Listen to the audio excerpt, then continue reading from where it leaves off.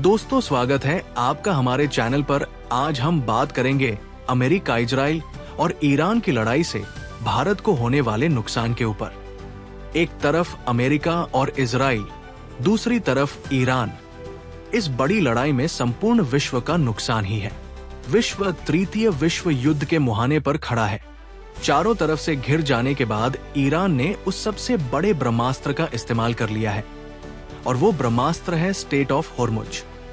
हमारे सैकड़ों जहाजों और हजारों नाविकों को अब ईरान शील्ड की तरह इस्तेमाल करेगा।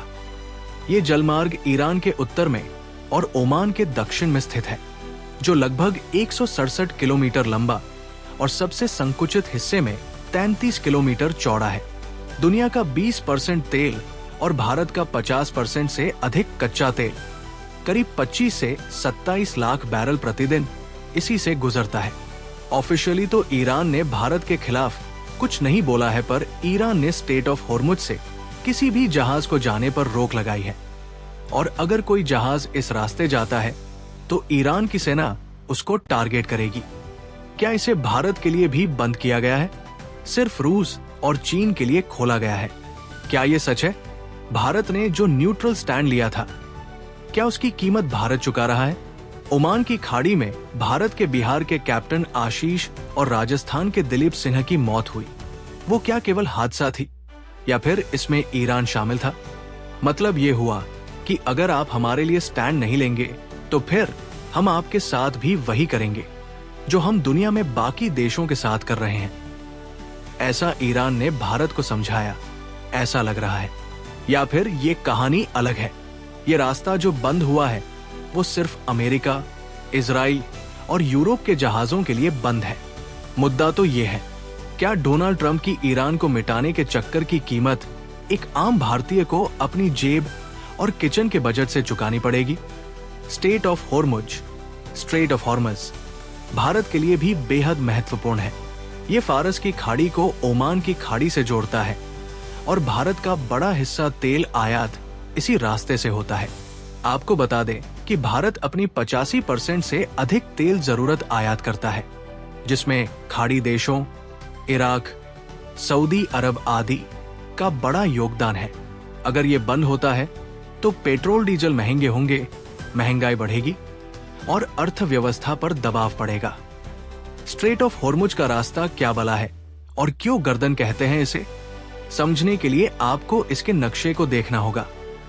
ये उत्तर में ईरान और दक्षिण में ओमान और दुबई के बीच एक बहुत पतला समुद्री रास्ता है। इसकी कुल चौड़ाई जो है वो कहीं कहीं 33 तो कहीं 39 किलोमीटर है। लेकिन असली पेच ये है कि बड़े जहाजों के सुरक्षित निकालने के लिए जो गहरा रास्ता है वो केवल 3 किलोमीटर चौड़ा है। इसके अगल बगल पानी कम है, जिसकी वजह से वहां बड़े बड़े जहाज नहीं चल सकते। इसका मतलब यह है कि दुनिया भर के विशाल ऑयल टैंकर इस 3 किलोमीटर की सकरी गली से गुजरने को मजबूर। गुजरात के मुंद्रा या कांडला पोर्ट से केवल 1200 किलोमीटर की दूरी है।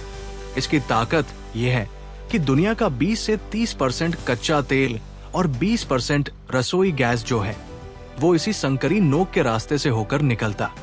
इस रास्ते की सबसे बड़ी खासियत यह है कि पर्शियन गल्फ को बाकी दुनिया से जोड़ने वाला इकलौता दरवाजा है। अब अगर ईरान इस दरवाजे को बंद कर देता है तो आप समझिए कि दुनिया की लाइफलाइन जो है वो कट गई, क्योंकि जहाजों के पास कोई दूसरा शॉर्टकट मौजूद नहीं है। उन्हें फिर अफ्रीका का पूरा चक्कर लगाकर आना, जिससे माल लाने का खर्चा जो है वो 50% तक बढ़ जाएगा, और भारत पहुंचने में कम से कम 20 और दिन लगेंगे।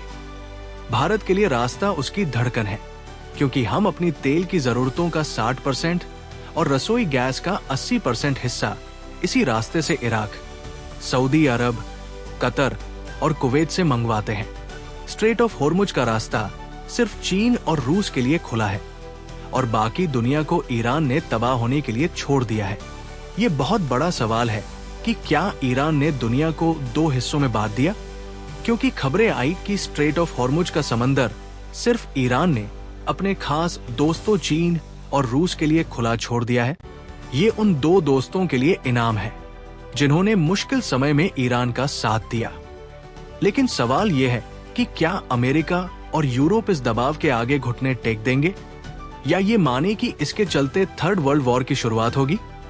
अमेरिका भले ही दुनिया का बड़ा तेल पैदा करने वाला देश हो, लेकिन ग्लोबल मार्केट में तेल की कीमतें इसी 3 किलोमीटर चौड़े रास्ते की हलचल से तय होती है। आज अमेरिका की सड़कों पर पेट्रोल की कीमतें तेजी से बढ़ रही हैं, जो ट्रंप के लिए मुसीबत है। यूरोप की हालत और खराब हो जाएगी, क्योंकि वो अपनी रसोई गैस के लिए पूरी तरह कतर की सप्लाई पर निर्भर है, जिसका रास्ता ईरान ने रोका है। इसके कारण यूरोप की फैक्ट्रियां बंद हो सकती हैं और आम लोगों के बिजली के बिल दोगुने हो जाएंगे।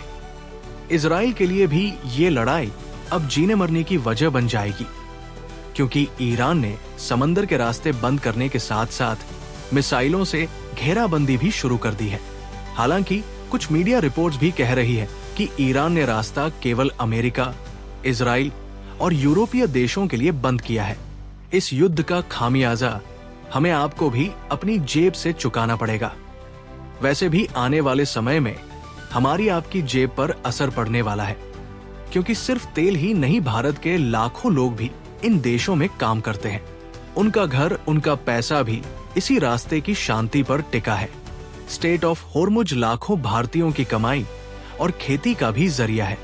दरअसल स्टेट ऑफ होर्मुज सिर्फ तेल नहीं, बल्कि भारत के लाखों लोगों के घर और पैसे का भी रास्ता है। हाँ, अगर ये रास्ता हफ्तों तक बंद रहता है तो भारत में खेती की खाद, ट्रांसपोर्ट और बिजली जैसे सेक्टर पर बुरा असर पड़ सकता है, जिसकी हमने कल्पना भी नहीं की। हमारी पेट्रोल, डीजल, रसोई गैस की पूरी सप्लाई इस पतली गली के भरोसे। यही वजह है कि इंडियन नेवी हमेशा इस इलाके के पास अलर्ट रहती है, ताकि हमारी कमाई वाली गर्दन पर कोई आंच न आए। और फिर चाबहार पोर्ट, जिसमें हमने हजारों करोड़ रुपए लगाए थे ताकि पाकिस्तान को छोड़कर आगे बढ़ सके, आज ईरान की इस घेराबंदी में फंसकर एक बेकार प्रोजेक्ट की तरह नजर आ रहा है। अगर ये रास्ता लंबे समय तक बंद रहा तो चाबहार भारत के लिए बोझ साबित होगा और हमारा करोड़ों का निवेश फंसा रहेगा। रूस ने तेल देने का वादा तो किया है, लेकिन असली सवाल है कि बिना रास्ते वो तेल भारत तक सुरक्षित पहुंचे कैसे। अगर हमें अफ्रीका का चक्कर लगाकर तेल मंगाना पड़ा तो ट्रांसपोर्ट खर्चा इतना होगा कि आम आदमी की कमर टूट जाएगी, और रसोई गैस और तेल के दाम जो हैं वो 7वें आसमान पर पहुंच जाएंगे। भारत ने हमेशा स्वतंत्र विदेश नीति अपनाई है। अमेरिकी दबाव के बावजूद ईरान से चाबहार पोर्ट $400 करोड़ निवेश के जरिए दोस्ती निभाई।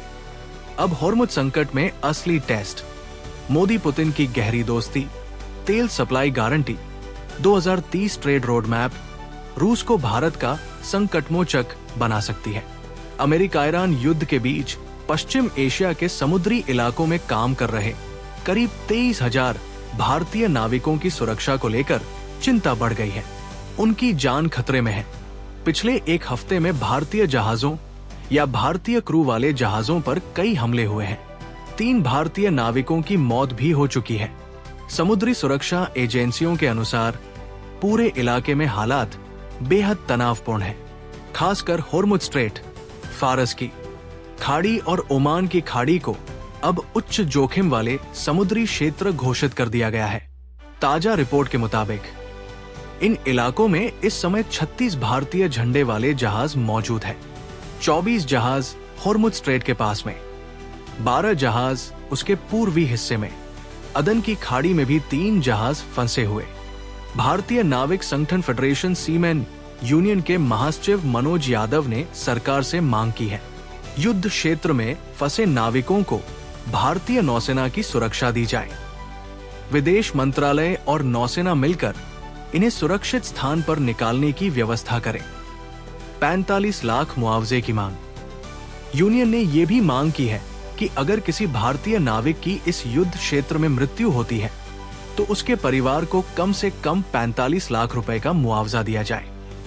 विशेषज्ञों की चेतावनी।